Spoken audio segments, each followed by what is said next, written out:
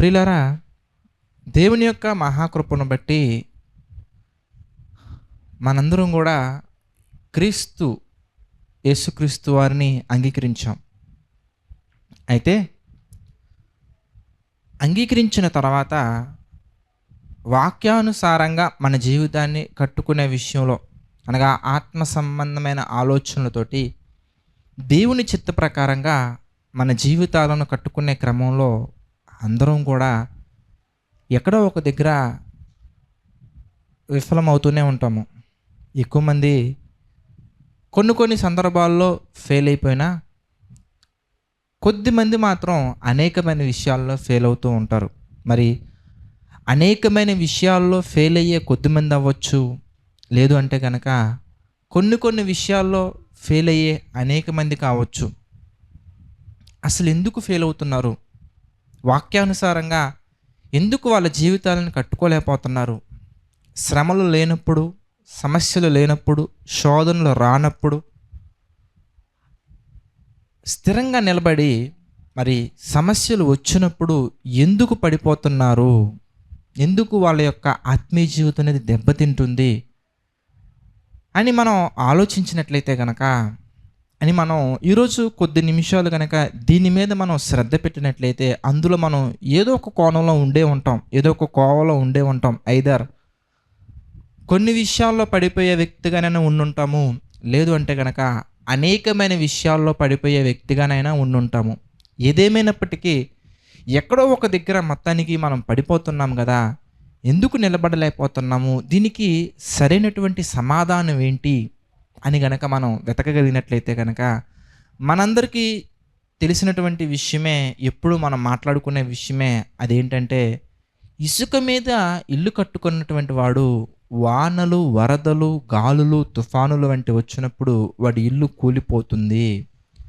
ఎవరైతే బండ మీద, క్రీస్తు అనే బండ మీద, క్రీస్తు అనే పునాది మీద వారి యొక్క జీవితాన్ని కట్టుకుంటారో వారి ఇల్లు మాత్రం ఎటువంటి శ్రమలు వచ్చినా, ఒడిదుడుకులు వచ్చినా, రాకసి అలలు వచ్చినా, ఎటువంటి వచ్చినా కూడా పడకుండా ధైర్యంగా నిలబడగలుగుతారు. ఇది మనందరికీ తెలిసినటువంటిదే.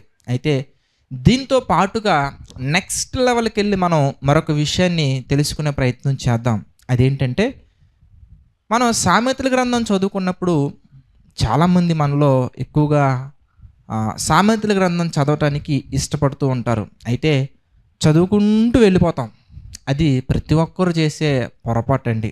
అది చదువుకుంటూ వెళ్ళకూడదండి. ప్రతి మాటను కూడా ఒకసారి ఏంటి, దీని అర్థం ఏంటి, దీని అర్థం ఏంటి, దీనిలో ఉన్నటువంటి భావం ఏంటి, దీని ద్వారా దేవుడు ఏం చెప్పాలనుకుంటున్నారు అనే వాటి గురించి కూడా మనం గనక కొంచెం ఆలోచించి ధ్యానిస్తూ గనక మనం వెళ్ళగలిగినట్లయితే అనేకమైన విషయాలు మనకు అర్థమవుతాయి.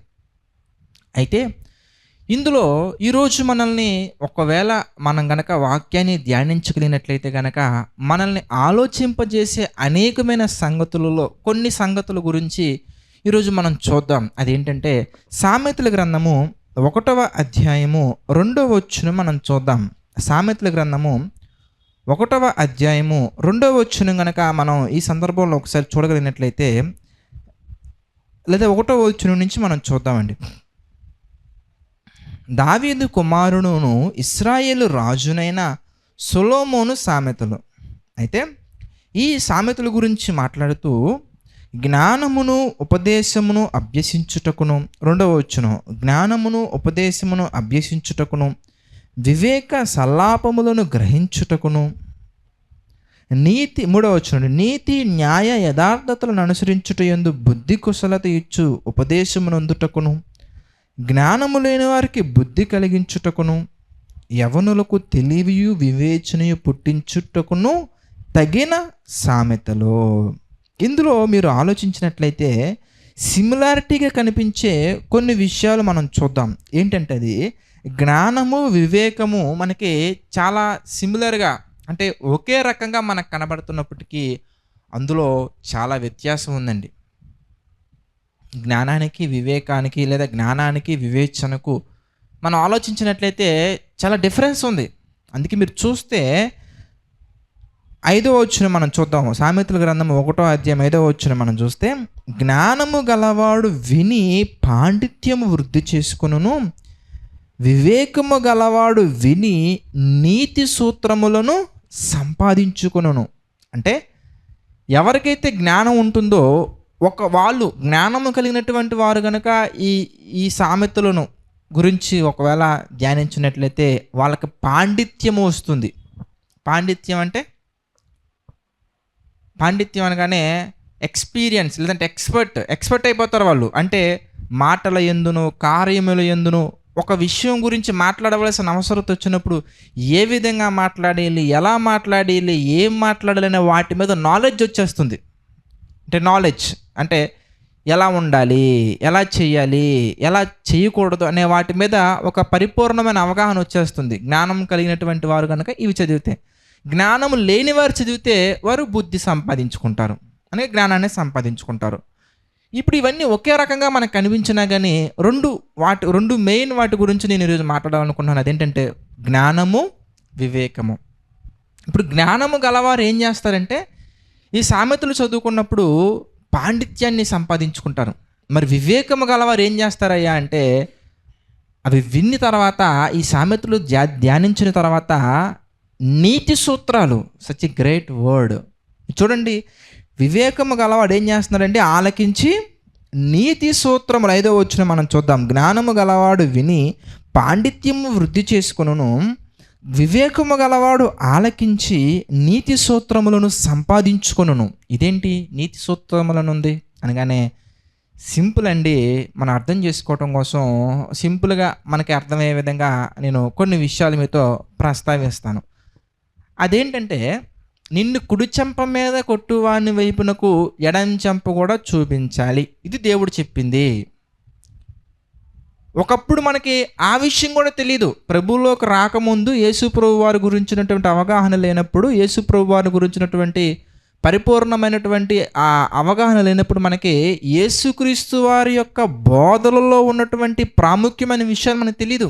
అసలు ఆయన బోధ గురించి సరైన అవగాహన ఉండకపోవచ్చు, ఉండవచ్చు. కానీ పర్ఫెక్ట్గా మనము ఒక స్త్రీని మోహపు చూపుతో చూచినప్పుడు అప్పుడే హృదయమందు వ్యభిచరించినటువంటి వాడగును.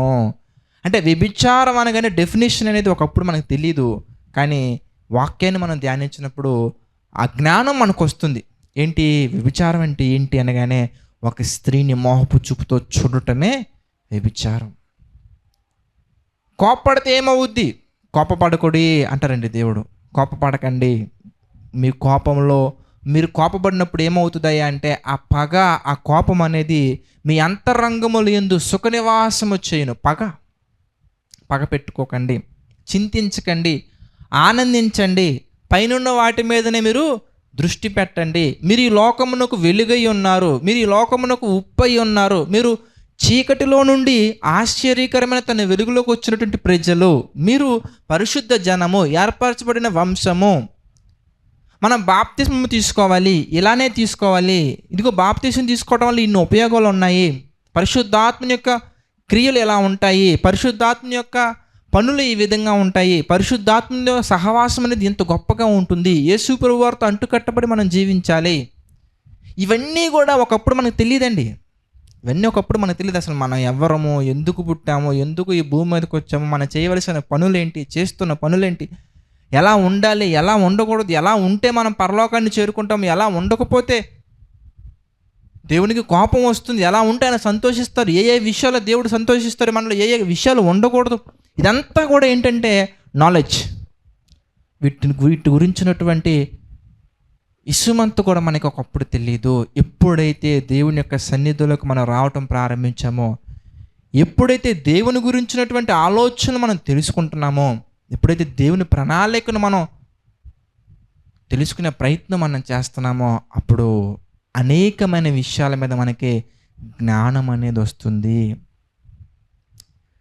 షార్ట్కట్లో గన్ పాయింట్స్ కనుక మనకు రావాలంటే ప్రతి బుక్ మనకి ఆలోచించుకుంటూ చదువుకుంటే అర్థమవుద్దండి. మనం దేవుని కృపను బట్టి మనం అది ఏదో మనం ఎక్స్ప్రెస్ వెళ్ళిపోతుంది చూసారా, కొన్ని ఎక్స్ప్రెస్లు ఉంటాయండి, కనిపించుకొని వెళ్ళిపోతూ ఉంటాయి ఫాస్ట్గా.